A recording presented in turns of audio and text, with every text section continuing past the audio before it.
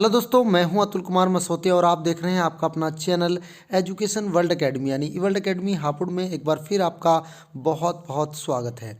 दोस्तों, super TET और UP TET की ये सामान्य अध्ययन की सीरीज में पार्ट नंबर 3 आपके सामने लेकर मैं एक बार फिर उपस्थित तैयारी सरकारी टीचर बनने की सुपर 60 क्वेश्चन को आज हम फिर से डिस्कस करेंगे। मतलब इससे पहले हम बहुत सारे एमसीक्यूज़ को डिस्कस कर चुके हैं। अगर आप लोगों ने वो वीडियोस नहीं देखी हैं जो इससे पहले पार्ट 2 तक डल चुके हैं तो आप उनको भी देख लीजिएगा। यकीनन आपको बहुत ज़्यादा लाभ मिलेगा एग्ज़ाम के दौरान।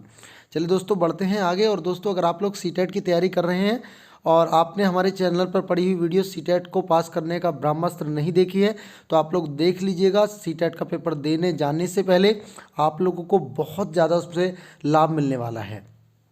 दोस्तों, अगर आप लोग हमें फॉलो करना चाहते हैं तो education world academy telegram channel से फॉलो कर सकते हैं। E world academy Hapur YouTube channel जिसको आप देख रहे हैं यहाँ से फॉलो कर सकते हैं। E world academy Hapur Facebook page के नाम से बना हुआ है, वहाँ से भी आपको नोटिफिकेशन मिलता रहेगा। और 8449889709 पर मैसेज करके भी आप हमसे जुड़ सकते हैं। डायरेक्ट आपको लिंक यहाँ से पहुँच जाएगा। चलिए दोस्तों, बढ़ते हैं आगे। अब तक हमने कवर करा 110 नंबर क्वेश्चन तक कवर कर चुके हैं और आज हम बात करेंगे 111 से। निम्नलिखित में से किस नदी का उद्गम भारत के बाहर है? निम्नलिखित में से किस नदी का उद्गम भारत के बाहर है? ऑप्शन ब्रह्मपुत्र, गंगा, यमुना या नर्मदा। दोस्तों, इसका जो राइट आंसर होगा वो राइट आंसर आपका होगा ब्रह्मपुत्र। क्या होगा? ब्रह्मपुत्र होगा। वो ब्रह्मपुत्र क्यों होगा? देखो, गंगा भी भारत से ही भारत के अंदर से ही निकलती है, यमुना भी भारत के अंदर से निकलती है, नर्मदा भी भारत के अंदर से ही निकलती है।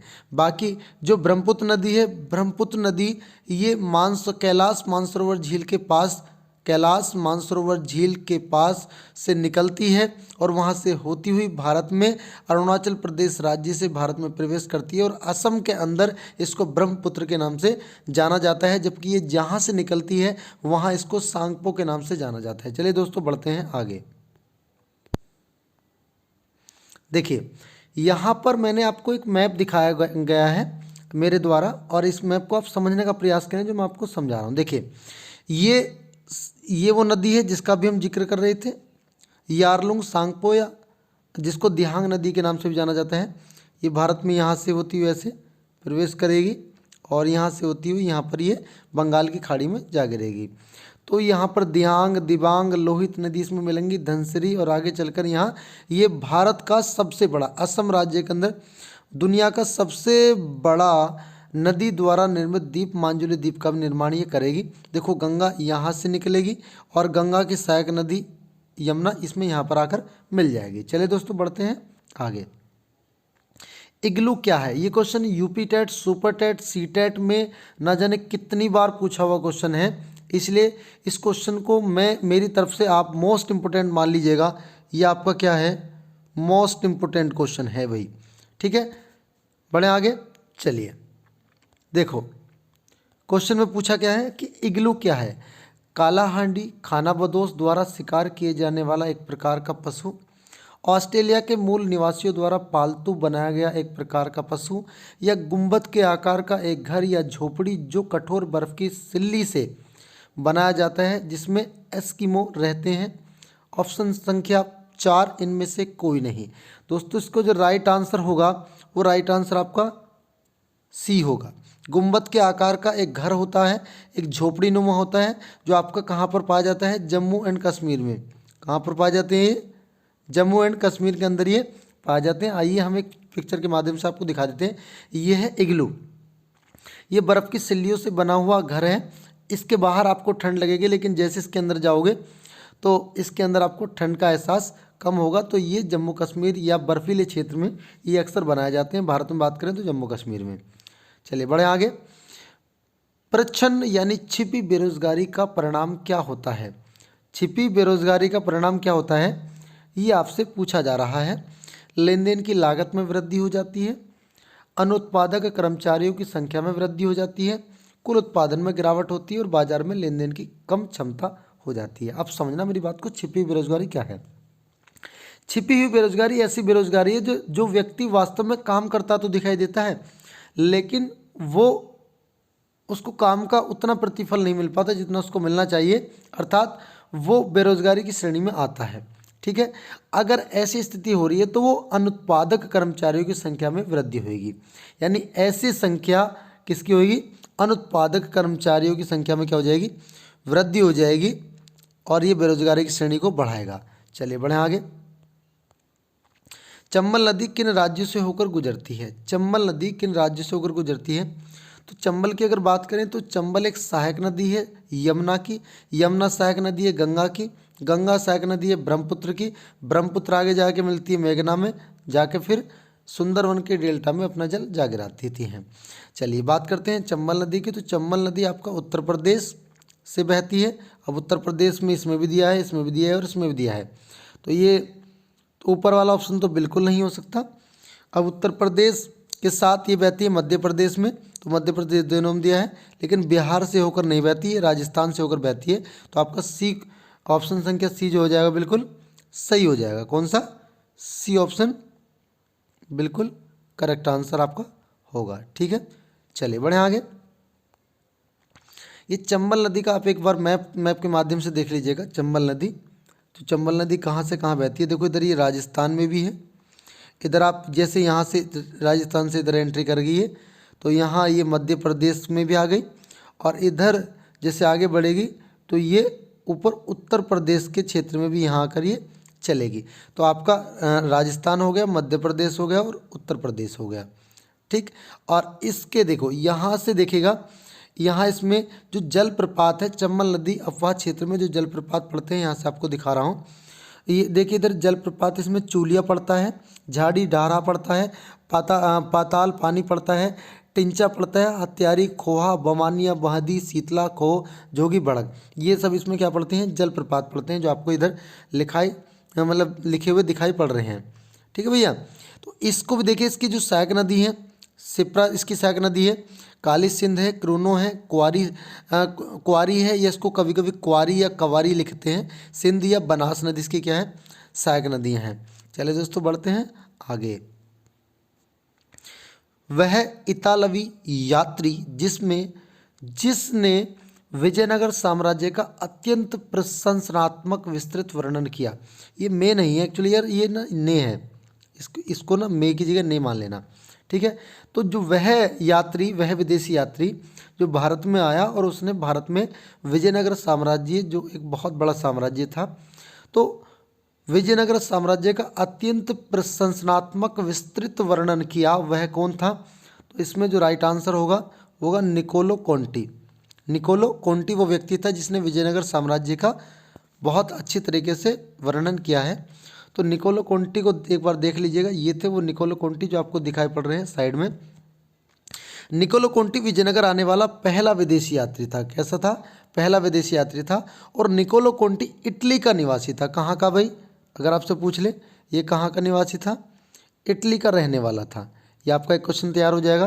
दूसरा, जिसने विजयनगर साम्राज्य की यात्रा की और वह विजयनगर के राजा देवराय प्रथम, कौन सा भाई? देवराय प्रथम के शासनकाल में कब आया था? 1420 और 1421 ईस्वी में पहुंचा। उसने अपनी यात्रा के विवरणों में लैटिन भाषा में लिखा। उसने विजयनगर साम्राज्य के विषय में बहुत सारी जानकारियां दी, और इसने यहाँ के शहर, राजदरबार और प्रथाओं और त्योहारों का बहुत बखूबी तरीके से इन्होंने क्या करा है? बखान किया है या व्याख्या की है। चलिए भाई बढ़ते हैं आगे, आप लोग इसको समझ गए होंगे।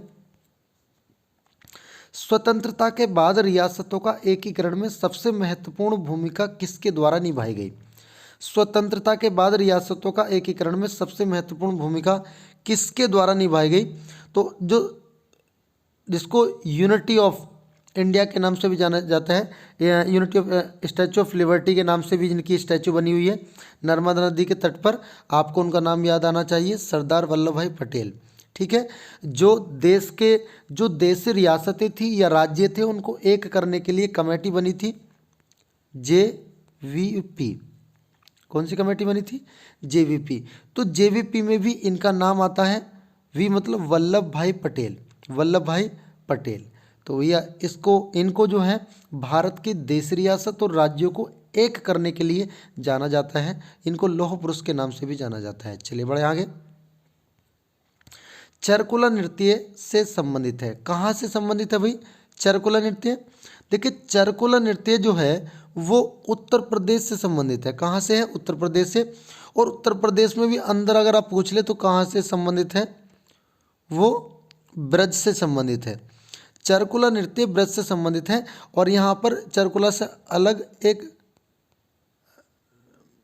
मिनट, रास नृत्य भी यहीं का है और एक झूला नृत्य भी यहीं का है।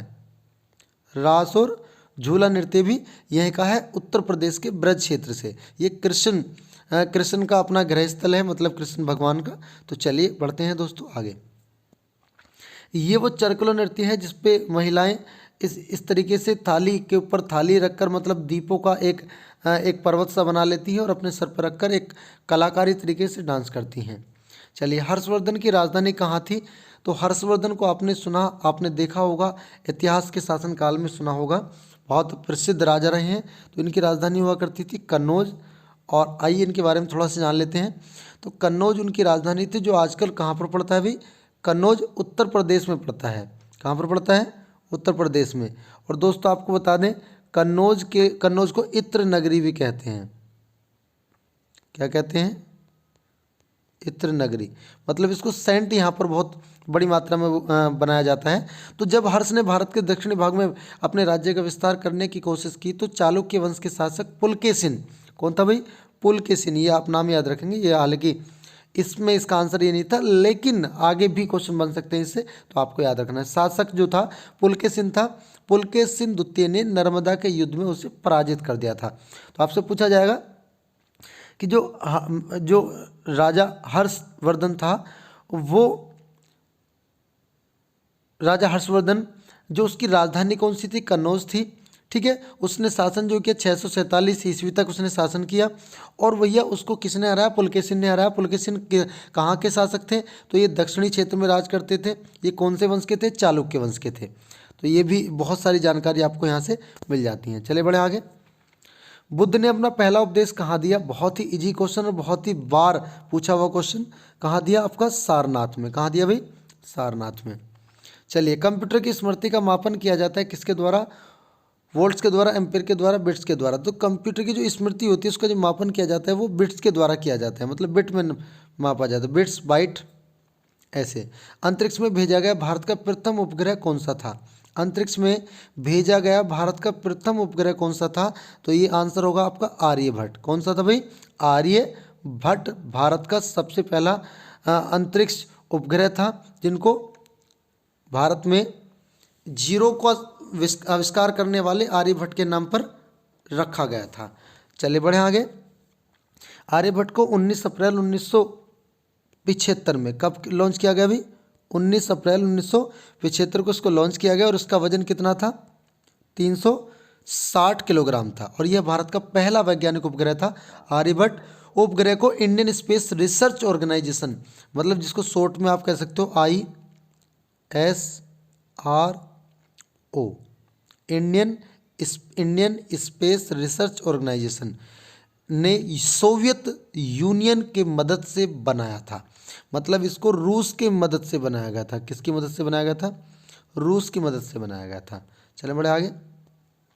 जीवाश्म किस प्रकार के सेल में पाई जाती हैं? मतलब किस प्रकार की चट्टानों में जीवाश्म पाए जाते हैं? तो आंसर होगा आपका परतदार सेल। कौन सा भाई? परतदार सेल बिल्कुल सही आंसर है। आइए एक बार दिखाते हैं जो परतदार सेल आपकी कैसी होती हैं। ये हैं परतदार सेल। इसमें ना परत बनी होती हैं, ऐसे ऐसी परत बनी होती हैं। तो अपरदन के प्रक्रमों द्वारा धरातल के निचले भागों में अवसादों के निक्षेपण से, किसके भाई? अवसादों के निक्षेपण से जो निर्मित चट्टान बनती है उसको परतदार सेल कहते हैं। क्या कहते हैं? परतदार सेल उसको कहा जाता है। अवसादों का जमाव जो होता है वो परतों और तह के रूप में, लेयर के रूप में होने के कारण इस सेल में हम परतें पाई जाती हैं। और अवसादी सेलों का निर्माण जल, वायु, हिमानी किसी भी कारक के द्वारा हो सकता है। ये जरूरी नहीं किसी एक के द्वारा। ठीक है, चलिए बढ़े आगे। वायुमंडल में कौन सी गैस सबसे ज़्यादा होती है? वायुमंडल में कौन सी गैस सबसे ज़्यादा होती है? तो आप लोग आज का देंगे आंसर फटाफट। चलिए दोस्तों, आप लोगों ने इसका आंसर कर दिया होगा। तो इसका जो राइट आंसर है वो राइट आंसर है आपका नाइट्रोजन। कौन सी है? वायुमंडल में सबसे ज़्यादा मात्रा में पाई जाने वाली गैस कौन सी है? नाइट्रोजन। तो नाइट्रोजन कितने परसेंट होती है? एक बार इसका ये डाटा देख लीजिएगा कहाँ पर पड़ता है। देखिए 78% तो ये पाई जाती है, 21% ऑक्सीजन पाई जाती है और बाकी 1% में सभी गैसेस पाई जाती हैं। वायुमंडल में सबसे अधिक पाई जाने वाली गैस है ये। पढ़ते हैं आगे। कौन सी हवा वर्ष में 2 बार अपनी दिशा परिवर्तित करती है? वह कौन सी हवा है जो वर्ष में 2 बार, कितनी बार भाई? 2 बार अपनी दिशा को परिवर्तित करती है। तो ये आंसर होगा मानसूनी हवा। मानसूनी हवा वर्ष में 2 बार अपनी दिशा को परिवर्तित करती है। आपने देखा ये यहाँ से ये, तो एक बार इस तरह को चलेगी, एक बार इधर को चलेगी, तो ये 2 बार करती है। मानसून या पावस मूलतः हिंद महासागर और अरब, कहाँ भाई?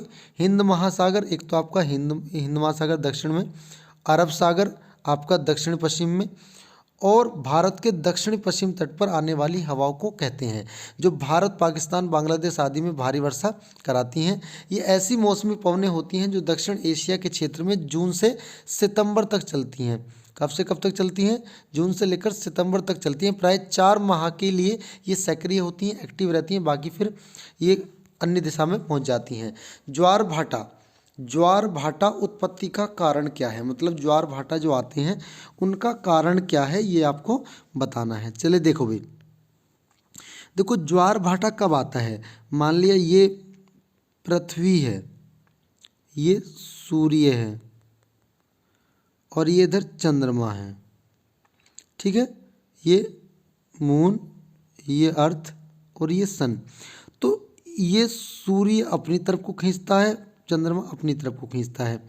तो जो पृथ्वी के जो बाह्य मतलब बाहर की तरफ, पृथ्वी के बाहर की तरफ जो जल होगा, पृथ्वी के जो बाहर की तरफ जल होगा वो ना उठने लगेगा, और जब वो उठने लगेगा उसको कहेंगे ज्वार, और जब उठकर वापस जाएगा तो उसको कहेंगे भाटा। तो ज्वार भाटा आने का कारण क्या है भाई?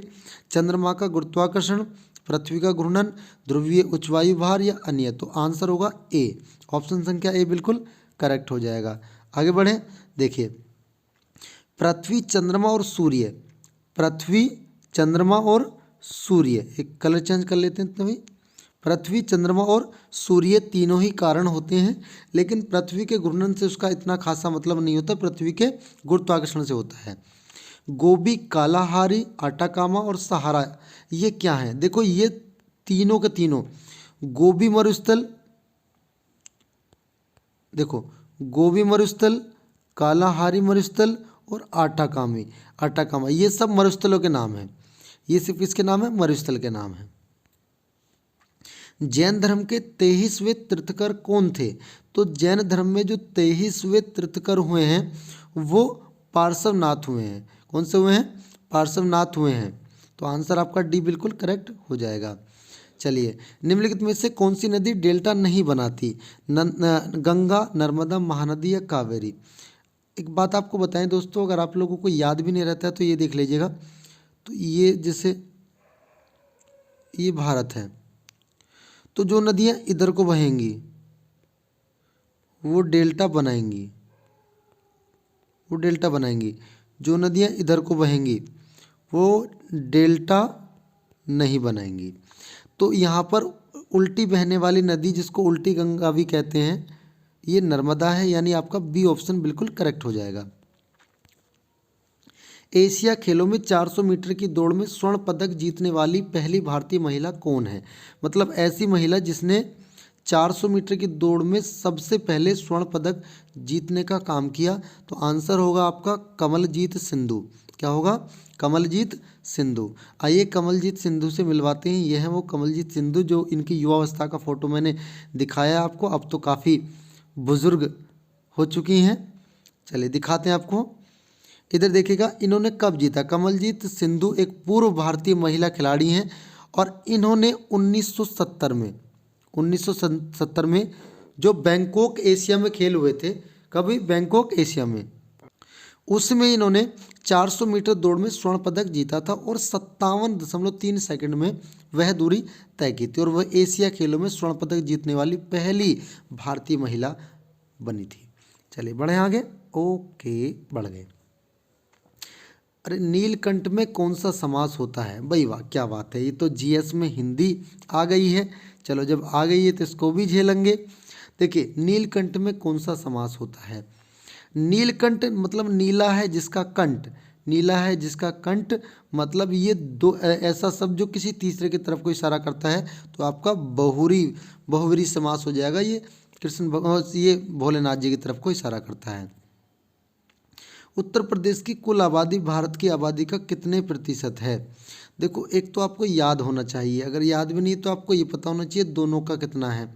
ठीक है, दोनों का कितना प्रतिशत है और कितना है, ये तो आंसर होगा 16.4%। कितना? 16.4% उत्तर प्रदेश पूरे भारतवर्ष की जनसंख्या का प्रतिशत पड़ता है। ठीक, चलिए 2011 के जनगणना के अनुसार 19 करोड़ है। बांग्लादेश के क्रिकेट मैदान पर किस खिलाड़ी की मृत्यु हो गई थी? देखो भाई, बांग्लादेश में मैच हो रहा था और बांग्लादेश में मैच होने के कारण एक गेंद लगती है खिलाड़ी के, वो गेंद किस खिलाड़ी के लगती है? वो लगती है रमन लांबा के, और रमन लांबा की ऑन द स्पॉट वहीं पर मृत्यु हो जाती है। आइए दिखाते हैं उस खिलाड़ी को। ये है रमन लांबा। ये कौन है? ये आपके रमन लांबा हैं।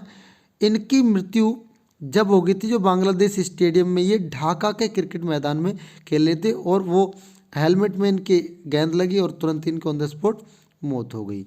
ठीक है, चलिए निम्नलिखित में से गैस परंपरागत ऊर्जा स्रोत कौन सा है? गैस परंपरागत ऊर्जा स्रोत कौन सा है? पवन ऊर्जा, पेट्रोलियम या कोयला? देखो परंपरागत तरीके से जो चलता है वो तो भैया कोयला है। कौन सा है? कोयला, जो पुराने समय से चलता आ रहा है। तो आपका ए ऑप्शन बिल्कुल करेक्ट हो जाएगा।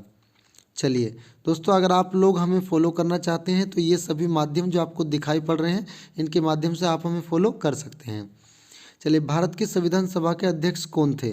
भारतीय संविधान सभा के अध्यक्ष कौन थे? Doctor B R Ambedkar, Shri Krishnaswami Iyer, Shri C K M Munshi, doctor Rajendra Prasad. आप मेरी बात समझना, कभी आप ये समझ लो कि संविधान सभा डॉक्टर बी आर अम्बेडकर, तो भैया डॉक्टर बी आर अम्बेडकर वो प्रारूप समिति के अध्यक्ष थे। जो संविधान सभा के अध्यक्ष थे वो इसमें डॉक्टर राजेंद्र प्रसाद थे, जो 11 दिसंबर 1940 को जो बैठक हुई थी उसके ये स्थायी सदस्य बने थे। जबकि अगर मैं 9 दिसंबर की बात करूं, 9 दिसंबर 1940 को जो हुई थी उसमें डॉक्टर सच्चिदानंद सिन्हा को बुजुर्गता के देखते हुए उनको अध्यक्ष बनाया गया था। भारत में संपत्ति का अधिकार अब रह गया है। कैसा अधिकार रह गया अभी? संवैधानिक अधिकार, मौलिक अधिकार, कानूनी अधिकार या प्राकृतिक अधिकार? अच्छा, इसमें कभी कभी आपको कन्फ्यूजन ही हो सकती है, क्योंकि संवैधानिक अधिकार या कानूनी अधिकार दोनों बात सेम हो जाती हैं, लेकिन जब दोनों साथ दिए हो तो फिर कानूनी लगाना है। ठीक है, अन्यथा अगर कानून नहीं दिया तो फिर आपको संवैधानिक अधिकार भी लगा सकते हो। तो आपका सी ऑप्शन बिल्कुल करेक्ट है। ठीक है, तो ये आपका 44वें संविधान संशोधन 1978 में इसका मतलब संशोधन हुआ था, और इसको यहाँ से हटाकर, मतलब पहले भारतीय संविधान में जो मौलिक अधिकार दिए गए थे उसमें ये शामिल था, लेकिन बाद में इसको 1978 में हटा दिया गया। क्योंकि दिक्कत क्या आ रही थी? दिक्कत ये आ रही थी कि सरकार को एक सड़क निकालनी है, सरकार को एक सड़क निकालनी है, और सड़क में मेरा मकान आ गया है यहाँ और मैं जगह देना नहीं चाहता। तो वो मौलिक अधिकार में था, जिसकी वजह से सरकार को देश हित में कार्य करने में परेशानियां हो रही थी, जिसके चलते इसको ख़त्म कर अब एक कानूनी अधिकार बना दिया गया है। जिम कॉर्बेट नेशनल पार्क कहाँ पर है? तो भाई जिम कॉर्बेट नेशनल पार्क है आपका रामनगर, नैनीताल। ये कहाँ पड़ेगा? ये आपका पड़ेगा भैया उत्तराखंड में। ठीक है, यहीं से कभी कभी पूछ लेता है फूलों की घाटी, तो फूलों की घाटी भी कहाँ पड़ती है? उत्तराखंड के चमोली जिले में। चलिए बढ़े आगे। चलिए, सुंदरवन है गंगा ब्रह्मपुत्र डेल्टा में, गोदावरी डेल्टा में, दक्कन के पठार में या महानदी डेल्टा में? दोस्तों, अगर आप लोगों को भारत का नक्शा याद है ना, तो आप बड़े प्यार से इसका आंसर दे सकते हो। ये भारत का पूर्वी क्षेत्र है। तो ये जो भारत का पूर्वी क्षेत्र है, पूर्वी क्षेत्र में ये आपका बांग्लादेश पड़ जाएगा इधर। ये कौन सा है? बांग्लादेश। और बांग्लादेश का ये वाला जो पूरा क्षेत्र है, देखो ये जो पूरा क्षेत्र आपको दिखेगा, ये वाला यहाँ से लेकर यहाँ तक बांग्लादेश का और कुछ भारत का, ये आपका सुंदरवन का डेल्टा कहलाता है। और यहाँ पर क्या होता है, यहाँ पर दो नदियाँ चलकर आती हैं। एक तो इधर से चलकर आती है और इधर एंट्री करती है, एक इधर चलकर आती है और इसमें आकर मिल जाती है, सुंदरवन का डेल्टा बनाती है। ये जो नदी है ये आपकी गंगा नदी है और ये नदी आपकी ब्रह्मपुत्र। ठीक है, तो आंसर हमारा क्या हो जाएगा इसमें? राइट आंसर आपका गंगा और ब्रह्मपुत्र का डेल्टा। चलिए बढ़े आगे। ध्वनि मापक इकाई को कहते हैं। भाई देखो, ध्वनि जो मापी जाती है, ध्वनि को हमेशा मापते हैं हम डेसिबल में। आपने देखा होगा लिखा होता है डीबी। क्या लिखा होता है? DB, decibel. हरित गृह प्रभाव किस गैस के अधिक मात्रा में होने से बढ़ता है? किस गैस के अधिक मात्रा में होने से बढ़ता है? नाइट्रोजन, ऑक्सीजन, ऑर्गन या कार्बन डाइऑक्साइड? जल्दी से इसका कमेंट बॉक्स में आप लोग करेंगे आंसर। आई होप कि आप लोगों ने आंसर सही किया होगा। तो इसका जो राइट आंसर है दोस्तों वो है कार्बन डाइऑक्साइड। कार्बन डाइऑक्साइड हरित गैस प्रभाव में सबसे ज़्यादा रोल अदा करती है। चलिए, ताजमहल बदरंग क्यों हो रहा है? ताजमहल का रंग बदरंग क्यों हो रहा है? ये आपका एसएससी में भी पूछता है इस क्वेश्चन को, टेट में भी पूछता है और अन्य सभी एग्जाम में पूछता है, क्योंकि ये बहुत अच्छा क्वेश्चन है। तो किस कारण भी? अम्लीय वर्षा के कारण। अम्लीय वर्षा के कारण ऐसा होता है। ठीक है, चलिए। अंटार्कटिका जाने वाले प्रथम भारतीय दल के प्रभारी थे।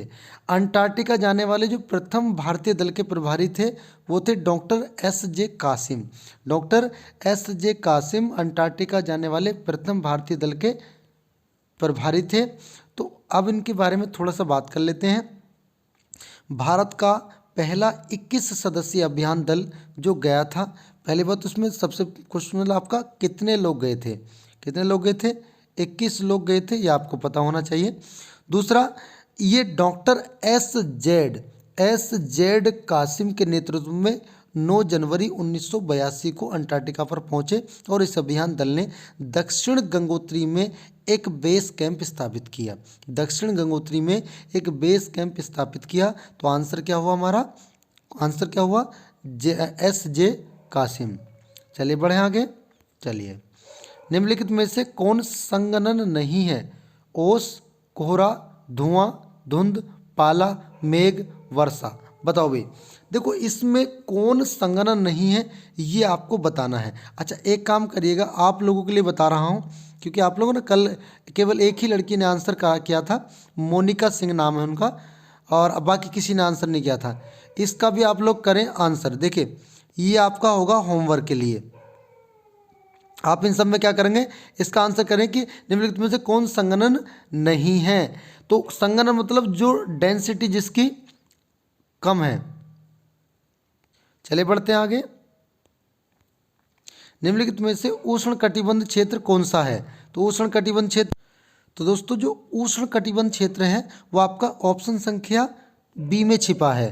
कर्क रेखा से लेकर मकर रेखा तक, कर्क रेखा से लेकर मकर रेखा के बीच में जो क्षेत्र देखा जाता है इसको क्या कहते हैं हम? कर्क रेखा से मकर रेखा के बीच के स्थान को उष्ण कटिबंधीय क्षेत्र कहा जाता है। जैसे कि आपको चित्र के माध्यम से दिख रहा होगा, यहाँ से जो ये आपका बीच का क्षेत्र आपको दिख रहा है। ठीक है, चलिए आगे बढ़ते हैं। उपकार को याद रखने वाला व्यक्ति कहलाता है। एक बार फिर से हिंदी का क्वेश्चन आपके सामने आ गया। तो उपकार को याद करने वाला आपका कृतज्ञ कहलाता है, यानी डी ऑप्शन आपका बिल्कुल सही होगा। नेक्स्ट क्वेश्चन, निम्नलिखित विकल्पों में से तत्सम शब्द का चयन करें। तत्सम शब्द, अरे तो फिर से हिंदी, तत्सम, अस, अंश, अंश, अस। तो इसमें जो आंसर होगा भैया अंश होगा, सी ऑप्शन। चलिए, कलपक्कम में स्थित है क्या? तेल शोधशाला, जल विद्युत शक्ति गृह, परमाणु ऊर्जा स्थल या परमाणु ऊर्जा केंद्र। देखो भाई, जो कलपक्कम है ये कहाँ पर पड़ता है आपका? ये आपका तमिलनाडु में पड़ता है। जब तमिलनाडु में पड़ता है तो यहाँ पर परमाणु ऊर्जा केंद्र है। क्या पर है? परमाणु ऊर्जा केंद्र यहाँ पर स्थापित है। कलपक्कम भारत के तमिलनाडु राज्य के कांची, कहाँ पड़ता भाई, कांचीपुरम जिले में स्थित है और यह राज्य की राजधानी चेन्नई से 70 किलोमीटर के दक्षिण में बंगाल की खाड़ी के किनारे पर स्थित है। यह भारत सरकार के परमाणु ऊर्जा विभाग के मद्रास परमाणु ऊर्जा संयंत्र या इंदिरा गांधी परमाणु अनुसंधान केंद्र के लिए प्रसिद्ध है। ठीक है, चलिए बढ़ते हैं आगे। अपने मुंह मियाँ मिट्टू बनना, अरे ये थोड़ा आसान है भाई। अपने मुंह मिट्टू बनना मतलब अपनी तारीफ खुद करना, कहीं है इसमें, हाँ है बी ऑप्शन। अपनी प्रशंसा स्वयं करना। चलिए आगे बढ़ते हैं। राज्यसभा की सदस्य अवधि कितनी होती है? देखो राज्यसभा की कोई अवधि नहीं होती क्योंकि वो स्थायी सदन है, लेकिन सदस्यीय अवधि होती है जो कि 6 वर्ष होती है। कौन सी होती है? प्रत्येक 2 वर्ष वो इसका छुट्टी लेते हैं, तो उस हिसाब से आपका 3 वर्ष में लगभग 3 बार में पूरा हो जाता है, तो 6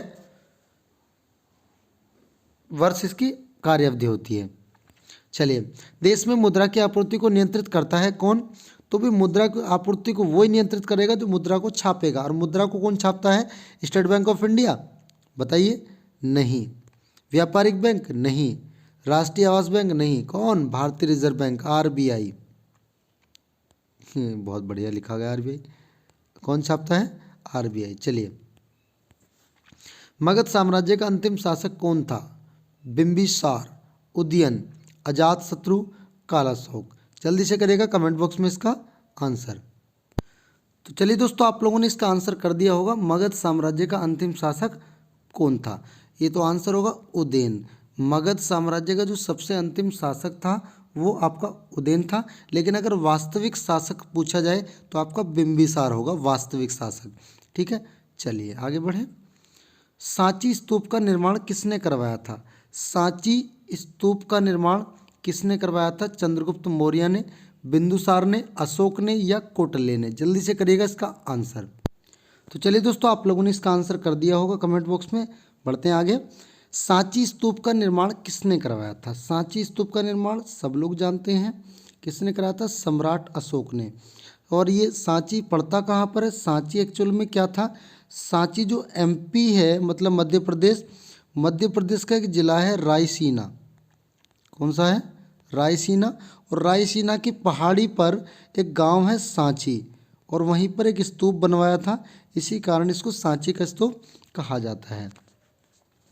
सुविख्यात सूर्य मंदिर किस स्थान पर निर्मित है? सूर्य मंदिर जो है वो कहाँ पर है? कोणार्क, खजुराहो, आबू या धारचूला? राइट आंसर जो होगा वो आपका ए ऑप्शन होगा, मतलब कोणार्क में। चलिए, तेलंगाना राज्य किस राज्य के विघटन से बना? देखो भाई, अगर तेलंगाना राज्य के बारे में बात करें तो ये यहाँ से अलग हुआ था, और ये आपका एपी आंध्र प्रदेश इससे अलग होकर एक अलग राज्य बना। ये कब बना भाई? 2 जून 2014 में। 2 जून 2014 में बना तेलंगाना राज्य, आंध्र प्रदेश से अलग होकर। वन्य प्राणी सप्ताह प्रतिवर्ष कब से कब तक मनाया जाता है? वन्य जो प्राणी हैं उनके लिए एक सप्ताह का सेलिब्रेशन किया जाता है, वो 1 जनवरी से लेकर 7 जनवरी के मध्य किया जाता है। येन किसकी मुद्रा है? तो येन अगर आपसे मुद्रा पूछ ले तो येन मुद्रा है भैया जापान की। येन किसकी मुद्रा है? जापान की मुद्रा है। आगे बढ़ते हैं। रॉबर्ट कैनिगल की पुस्तक the man who knew infinity किसकी जीवनी है? होमी भाभा, श्री रामानुजम, विक्रम भाई साराभाई या सर सीवी रमन? तो जो राइट आंसर होगा श्री निवास रामानुजम। मैथमेटिशियन के दुनिया में इसको जाना जाता है, गणित की दुनिया में। सार्वजनिक क्षेत्र की 2 इकाइयों के नाम बताइए जिन्हें भारत संघ सरकार द्वारा फरवरी 2013 में महारत्न का दर्जा दिया गया। तो इसमें आपका भेल, गेल, ओएनजीसी, एनटीपीसी, ओएनजीसी, गेल, कोल इंडिया और सेल। देखिए, हालांकि ओएनजीसी भी है, लेकिन जिनको 2013 में मिला था वो आपका भेल और गेल है, मतलब ए ऑप्शन आपका बिल्कुल करेक्ट हो जाएगा। भारत सरकार द्वारा भारतीय विशिष्ट पहचान प्राधिकरण के जरिए आरंभ की गई विशिष्ट पहचान संख्या मतलब आधार योजना किसके लिए है? केवल वो भारतीय जिनके पास मतदाता पहचान कार्ड है उनके लिए, केवल शहरी क्षेत्र में रहने वाले भारतीयों के लिए, भारत के प्रत्येक नागरिक के लिए, या गरीबी रेखा के नीचे के प्रत्येक भारतीय के लिए। अब देखो, जो आधार कार्ड जारी किया जाता है वो भारत के प्रत्येक नागरिक के लिए होता है, भारत के प्रत्येक नागरिक के लिए होता है, इसलिए सी ऑप्शन आपका बिल्कुल करेक्ट आंसर हो जाएगा। भारत के राष्ट्रगान जन गण मन की रचना किसने की? देखो, भारत के राष्ट्रगान की जन गण मन की रचना करने वाले व्यक्ति रविंद्रनाथ टैगोर या रविंद्रनाथ ठाकुर को माना जाता है, जिन्होंने इसको सबसे पहले जो गाया था वो 27 दिसंबर 1911 में इसको गाया था। ये थोड़ी सी जानकारी जो आप लोगों को पीडीएफ के फॉर्म में मिल जाएगी। जनगण मन भारत का राष्ट्रगान है जो मूलतः बंगाली में गुरुदेव रविंद्रनाथ टैगोर द्वारा लिखा गया था और संविधान सभा ने जन गण मन हिंदुस्तान के राष्ट्रगान के रूप में 24 जनवरी 1950 को इसको अपनाया और इसे सबसे पहले 27 दिसंबर 1911 को कांग्रेस के कलकत्ता अधिवेशन में दोनों भाषाओं बंगाली में और हिंदी में इसको गाया गया। ठीक है, चलिए, ये कितने समय में गाया जाता है? 52 सेकंड। ठीक है, चलिए, मधुबाला किसकी कृति है? हरिवंश राय बच्चन, उमर खयाम, शेख सादी या गोपाल दास नीरज? देखो, मधुशाला जो है वो हरिवंश राय बच्चन जी की लिखी हुई है। मधुशाला हरिवंश राय बच्चन जी की लिखी हुई है, जो अमिताभ बच्चन जी के पिताजी हैं, जिन्होंने कहा वो सुना ना, कोशिश करने वालों की कभी हार नहीं होती और लहरों से डरने वालों की नौका पार नहीं होती, वो भी इन्होंने लिखी है। तो भाई हम 160 नंबर क्वेश्चन तक पहुंच गए हैं। आई होप कि आप लोगों को आज का सेशन भी बहुत अच्छा लगा होगा। दोस्तों, अगर अच्छा लगा है तो शेयर करना बिल्कुल भी ना भूलें, इसको ज़्यादा से ज़्यादा लोगों तक शेयर करें, हमारे इस परिवार को बढ़ाने का कार्य करें। यानी आप लोग, एक बात और भी है यार, आप लोग वीडियो को देखते हैं, वॉच टाइम भी अच्छा आ रहा है, लेकिन आप चैनल को सब्सक्राइब नहीं कर रहे हैं। देखिए, अगर आप सब्सक्राइब नहीं करोगे तो बेल आइकन नहीं दबाओगे तो कैसे नोटिफिकेशन आपके पास पहुंचेगा? मुझे ये बता दो भाई। जब नोटिफिकेशन नहीं पहुंचेगा तो फिर कैसे काम चलेगा? तो आप लोगों ने एक तो चैनल को सब्सक्राइब कर लीजिएगा और ये बेल आइकन घंटी वाला बटन दबा दें। पसंद आए तो लाइक करना, नहीं आए तो बिल्कुल मत करना। चाहते हैं अपने साथ साथ किसी दूसरे का भला हो, समाज सेवी, तो आप शेयर कर सकते हैं सब्सक्राइब करके। ठीक है, चलिए दोस्तों, बहुत बहुत धन्यवाद। आप लोग ये तैयारी सरकारी टीचर बनने की आप लोग लग रहे हैं, बने रहें, अपना ख्याल रखें, स्वस्थ रहें, खुश रहें, आबाद रहें, बड़ों का सम्मान करें, छोटों को प्यार दें और जहाँ भी रहें प्रेम भाव से रहें। जय हिंद, जय भारत, खुदा हाफिज़।